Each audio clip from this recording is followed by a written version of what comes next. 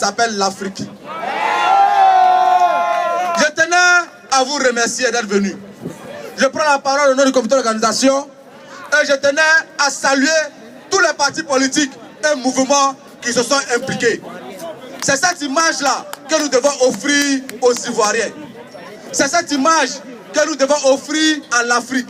De voir des partisans du président Laurent Gbagbo, tous partis politiques, mouvements et organisations réunis pour ensemble défendre la même cause. Et je tenais à vous saluer pour cet exploit-là.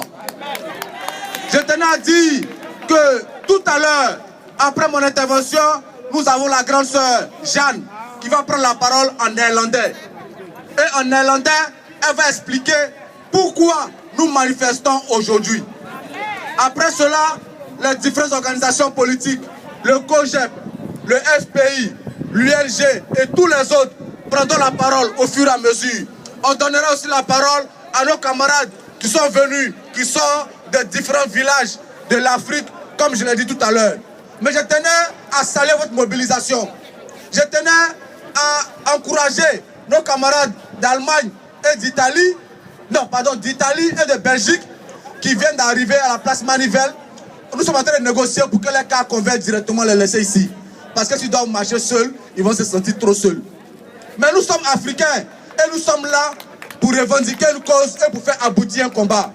Je disais à mes amis que lorsque nous, Africains, nous nous engageons sincèrement dans une cause, il n'y a pas de raison que cette cause n'aboutisse pas. Nous, les Africains qui sommes là, nous avons vécu 400 années d'esclavage.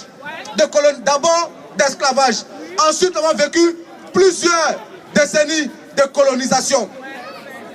Nous sommes en plein dans le néocolonialisme. Et donc, nous qui avons pu échapper à l'esclavage, nous qui avons survécu à la colonisation, nous sommes des survivants, nous sommes des vainqueurs. Et il n'y a pas de raison que si nous endossions une cause, que cette cause-là n'aboutisse pas.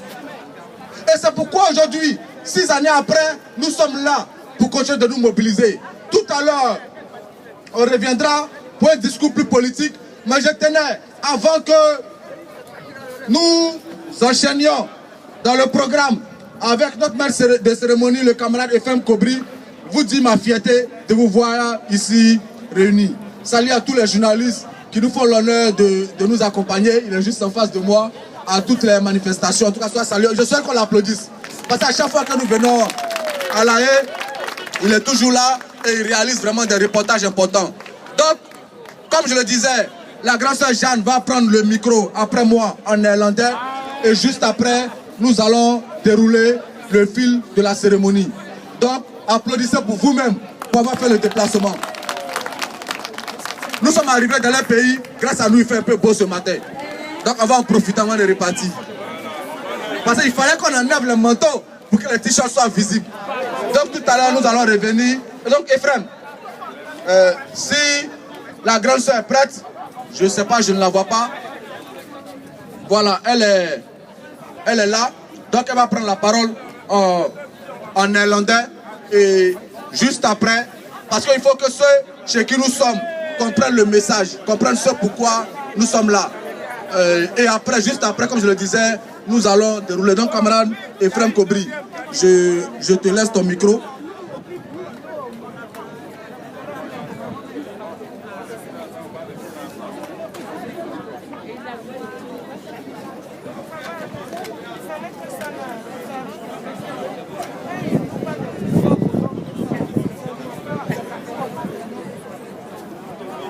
On peut applaudir la tradition. Il a une tradition. Hein? Et pour ceux qui ne sont pas ivoiriens, ça c'est le kita. C'est un pagne qui vient de la région du centre. C'est un pagne baoulé. Voilà, c'est un pagne. Et là, il est vraiment habillé en roi à Caen. On va l'applaudir très très fort. Donc, nous sommes en communication. Nous sommes ici aux Pays-Bas, en Niderlande. Et il est important qu'on parle dans leur langue pour qu'ils puissent nous comprendre. Fort de ce constat, je vais donc passer le micro au frère Ernest pour parler, bien sûr, en néerlandais à tous ceux pour souhaiter la bienvenue, comme on dit chez nous à Kwaba, mais en néerlandais pour que ceux qui sont là puissent entendre, bien sûr. Merci. On va aller lentement. Parce que tout à l'heure, on va passer à la vitesse supérieure. Nous voudrions vous saluer, vous remercier pour le déplacement que vous avez effectué. Ce n'est pas la première fois que vous venez ici. Vous êtes venu plusieurs fois. Moi, personnellement, j'ai été à Paris 2 fois. Et je vous dis qu'avec mon âge, j'ai failli renoncer. Et c'est pour dire que des personnes qui sont âgées, des personnes qui sont battues depuis des années et qui jusqu'à ce jour continuent d'effectuer ce déplacement, parcourir ce parcours d'environ 500 km pour venir ici, à La Haye, rendre visite au président Laurent Gbagbo à saluer. Nous souhaitons la bienvenue. Applaudissez-vous vous-même. Nous vous remercions pour avoir mis KO Nicolas Sarkozy.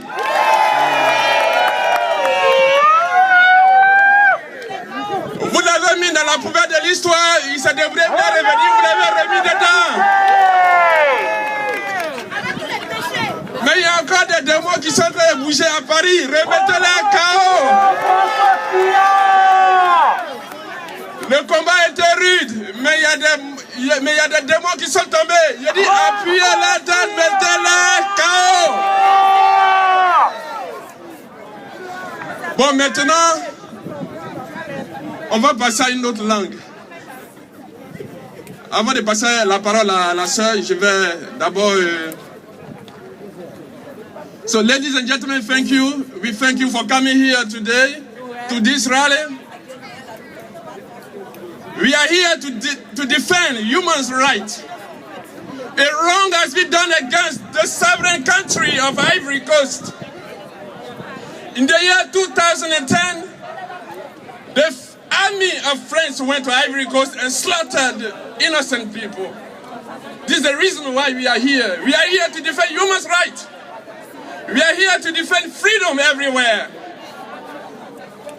We have a lot of facts that the only criminal nation against the black people all over the world is France. France is a terrorist country.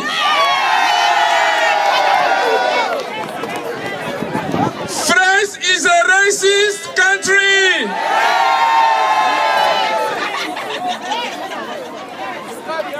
We have a lot of facts to prove that.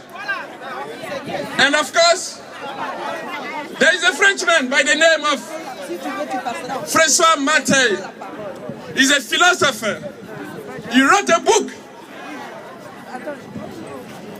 entitled Truth and Justice in Ivory Coast. And I just want to read some few passages for you so that you can understand the pain that we feel when you lose a parent, when you lose a sister, when your mother is raped and don't have any power to defend her.